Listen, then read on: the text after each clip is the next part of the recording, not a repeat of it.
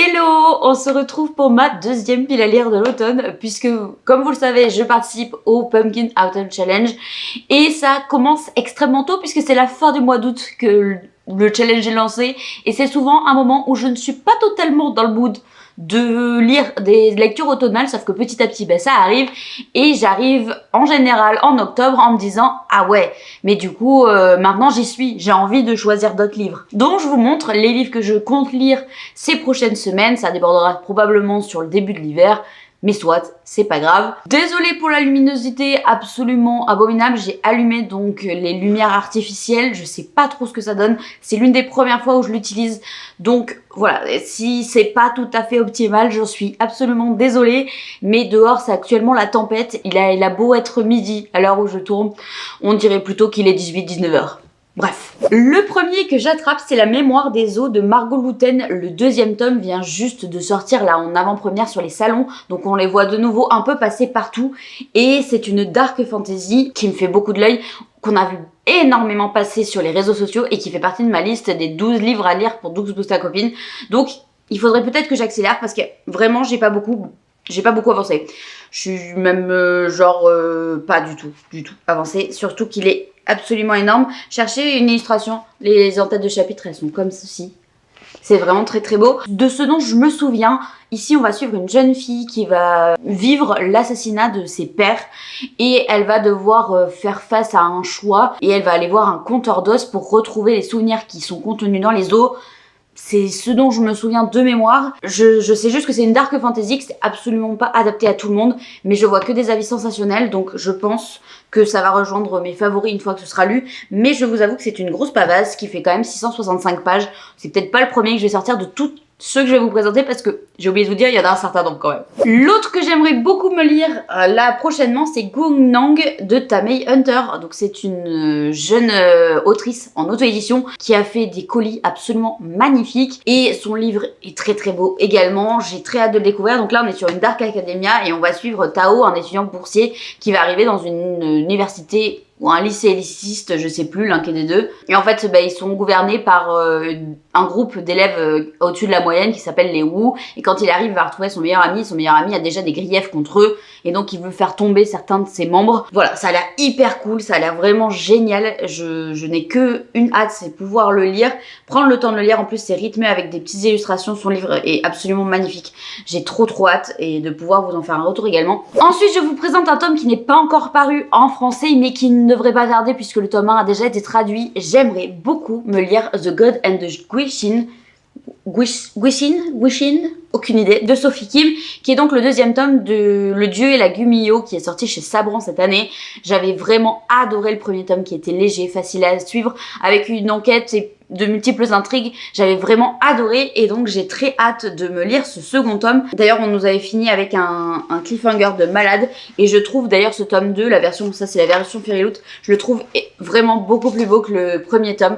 Vraiment je sais pas, je trouve que l'association des couleurs est beaucoup plus jolie. Bon en même temps c'est assez simple parce que j'aime pas le vert et le premier tome il était vert donc forcément ça n'aide pas. Et dans celui-ci, dans le tome 1, on va suivre donc une Gummio qui se nourrit de foie ou de poumon je crois.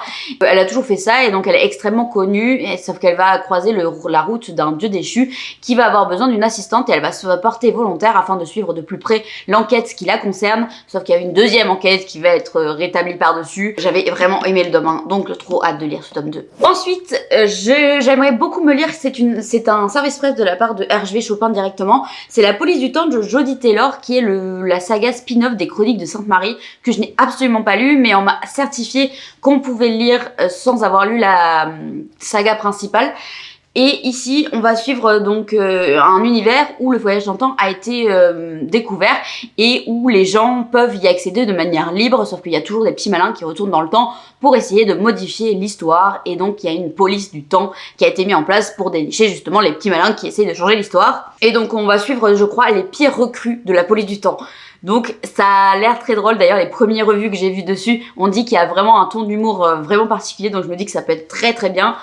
Surtout que je trouve que cette couverture elle fait quand même pas mal automnale. Alors c'est pas forcément les couleurs qu'on aurait dit de base, mais Franchement, ça me dit bien et j'ai très hâte de le découvrir. Ça fait un moment maintenant que je l'ai reçu. Il serait temps que je m'y attelle. Dans un tout autre registre, j'ai reçu la duologie sur Sally de la part de Hachette Heroes. Donc de mémoire, celui-ci c'est le tome 1 et celui-ci c'est le tome 2. Pour la période automnale, quoi de mieux que de replonger avec Sally. Je sais que celui-ci était sorti l'année dernière je crois et là il y a la suite. C'est pas du tout par contre le même nombre de pages. Alors je sais pas exactement combien il y en a dans le premier, 250. Et dans le deuxième, 348. Donc on n'est pas tout à fait sur le même nombre de pages, mais j'ai très hâte de le découvrir. Je me dis que là pour la période ça peut être parfait, faut vraiment que je me le lise maintenant parce qu'après ça n'aura plus aucun intérêt. Parce que là c'est vraiment fait exprès pour que ce soit en rapport avec l'automne. Donc je ne sais absolument pas de quoi ça parle, j'en ai aucune idée. Ah, c'est la nouvelle reine des citrouilles.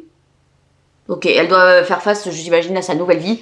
Voilà, je n'ai pas plus d'informations que ça, je n'irai pas plus loin. Je sais juste que c'est adapté à la période. Ensuite, j'aimerais beaucoup me lire Hair de Sabaa Tahir, que j'ai dans ma pile à lire depuis au moins un an, puisque je l'ai reçu dans la Fée des Gouttes il y a, il y a moult, voire un an, voire plus, je pense. Sauf que c'est une série spin-off à la quadrilogie de base qui est sortie chez Big Bang. Ils ont d'ailleurs traduit ce nouveau tome là, il y a très peu de temps. Et tant qu'on n'avait pas lu la quadrilogie principale, c'était dommage de lire celui-là, puisqu'il spoil certains éléments de la quadrilogie initiale. Je vais y arriver, j'ai dit je ne sais pas combien de fois. Et donc j'ai très hâte de lire. Ici, il me semble qu'on va suivre donc les descendants de Une Baisse sous la cendre. Et on va retrouver certains des personnages qu'on a croisés dans Une Baisse sous la cendre.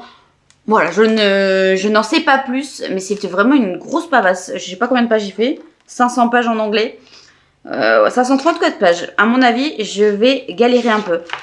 Par contre, je me souvenais plus des illustrations des end papers, mais alors, c'est magnifique. Regardez-moi ça. Je trouve ça splendide. Vraiment, je les trouve magnifiques.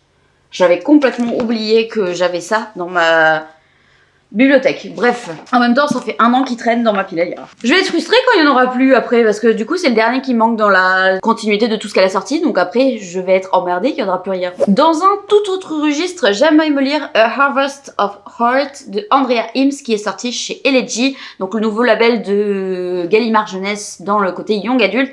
Et ici on est sur une cozy fantasy, vous connaissez mon amour pour ça. Ici on est sur une histoire où les sorciers ont toujours eu comme habitude aux quatre coins du royaume d'aller voler des morceaux de cœur aux humains afin de maintenir la paix, mais également de maintenir la magie. Et on va suivre donc nous plus particulièrement la fille du boucher qui va se faire voler un bout de cœur et elle va partir à sa suite pour essayer de récupérer ce bout de cœur manquant. Et ça a l'air très cool, sachant qu'il va y avoir un petit chat très bavard qui va la suivre.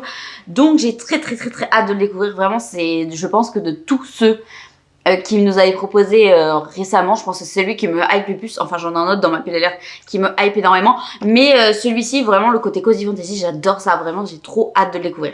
J'ai également une autre dark fantasy à lire, mais cette fois du côté young adulte, avec Angélion, Illuminer les cieux de Justine Tiffany. Ça fait des années que j'ai lorgné dessus et j'ai enfin craqué. Justine va être fière de moi puisque ça a été un running gag avec elle où je commentais tous les posts qui parlaient de cette saga en disant que j'avais trop hâte de le lire. Elle me disait mais vas-y. Et du coup à un moment donné je pense qu'elle a perdu espoir avec moi. Finalement il est enfin dans mes mains. D'ailleurs je lui ai pas dit. Faudrait peut-être que j'aille lui dire. Il me semble que là on est dans un univers où il y avait une étoile qui brillait dans les cieux de la levée et un jour il y a l'annoncé de la nuit par l'avènement des damnés. Et donc en gros on est dans un monde qui est torturé par un homme aussi cruel qu'immortel et en gros il y aurait certains enfants qui auraient des dons particuliers qui pourraient le faire tomber et on va suivre donc plus particulièrement Lilium qui serait l'une d'entre eux plutôt. Et vraiment j'ai trop envie, tous les avis que j'avais vus ils étaient incroyables dessus et en plus là pour le coup il y a les 3 tomes qui sont déjà parus